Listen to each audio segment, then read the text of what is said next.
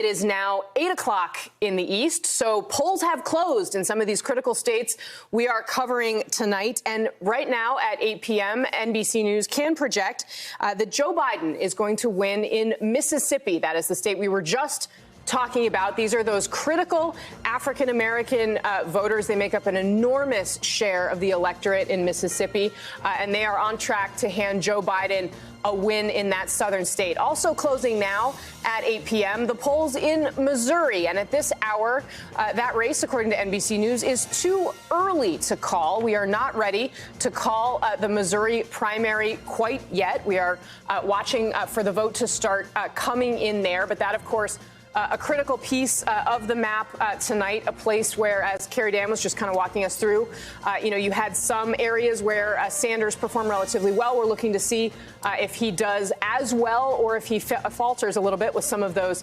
critical demographics. Hey, NBC News viewers, thanks for checking out our YouTube channel. Subscribe by clicking on that button down here and click on any of the videos over here to watch the latest interviews, show highlights, and digital exclusives. Thanks for watching.